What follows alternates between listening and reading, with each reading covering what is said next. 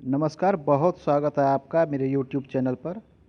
आज हम लोग चर्चा करते हैं इंसान के हाथों के मस्तिष्क रेखा पर पाए जाने वाले कुछ चिन्हों का। मस्तिष्क सबसे पहले मस्तिष्क रेखा को आप पहचानिए। ये हमारी आयु रेखा, ये गुरु पर्वत के नीचे के क्षेत्र से जनरली साधारणतः ये इंसान के हाथों में निकलता है। इस प्रकार से आगे बढ़ते हुए ये मंगल क्षेत्र, चंद्र क्षेत्र या कभी कभी ऊपर नीचे की ओर चला जाता है। कुछ जातक के हाथ में मस्तिष्क रेखा पर त्रिभुज, जिसे त्रिकोण कहते हैं, इस प्रकार से त्रिभुज या त्रिकोण बना हुआ मिलता है। इस प्रकार से छोटा या थोड़ा सा बड़ा, इस प्रकार से त्रिकोण त्रिभुज। तो लोग जानना चाहते हैं इसका क्या फल होता है। तो ये त्रिकोण या त्रिभुज का चिन्ह मस्तिष्क रेखा पर सबसे पहले तो ये शुभ फल देता है आपको।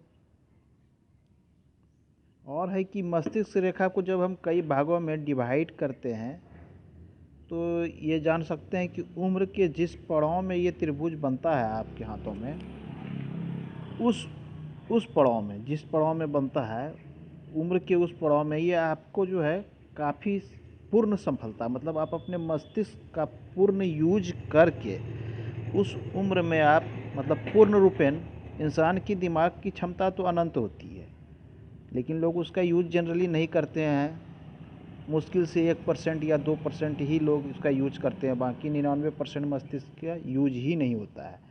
तो अगर हम लोग उस समय ज़्यादा यूज करते हैं, आप अगर मस्तिष्क का ज़्यादा यूज करके आप जो है अपने लिए सब कुछ कर लेंगे।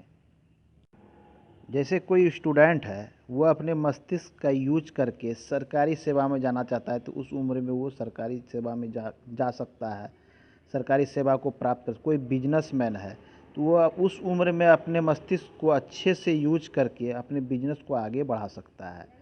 कोई इनोवेशन है, इंजीनियर है, वो नए चीज़ को खोज सकता है, नए काम कर सकता है। मतलब उस उम्र में आप मस्तिष्क का अच्छे से यूज करेंगे और आप अच्छी खासी तरक्की करेंगे। और दूसरा है इसका कि ऐसे लोग जो है थोड़े मन के और दिल के उदार होते हैं, लड़ाई झगड़े झूठ झमेले में पड़ना नहीं चाहते हैं। अब दूसरी चिन्ह का थोड़ा सा हम जिक्र कर लेते हैं। मान लीजिए हमारी मस्तिष्क रेखा है, इस पे द्वीप का बनना है। कभी कभी देखते हैं ना, इस प्रकार गोलाकार रूप से इस प्रकार से बनती है द्वीप, जिसको हम द्वीप कहते हैं। इस प्रकार से मान लिया जाए, इस प्रकार से बनती है द्वीप। ये द्वीप का चिन्ह बनना ये अच्छा नहीं माना जाता है। आपके अगर अपने दाहिने हाथ को देखिए, अगर हाथों में ऐसा द्वीप का चिन्ह बनता है तो ये अशुभ चिन्ह है। ये दिखलाता है कि मानसिक रूप से आपको मानसिक शक्तियों का सही से यूज नहीं कर सकते हैं।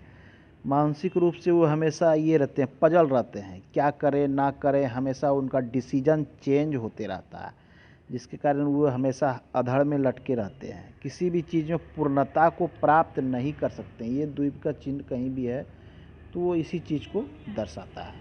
एक अन्य परिस्थिति के इंसान के हाथों में मस्तिष्क रेखा बहुत लंबी होना, माने इस हथेली के इस पार से लेके इस पार तक, ऐसे ऐसे हथेली वाले जातक जो है बहुत ही तार्किक होते हैं। मतलब हर चीज़ को तर्क की निगाह से देखते हैं। किसी भी चीज़ के कंसेप्ट, माने मूल तह में जाना वो पसंद करते हैं। हर चीज़ को ये नहीं आंख मूंद के काम नहीं करेंगे, वो जो भी करेंगे तार्किक रूप से अपना मस्तिष्क का पूर्ण यूज करके दिमाग से सोच के कार्य करेंगे। दिमाग से हर चीज़ को सोचते हैं, ये कैसे क्यों हो रहा है।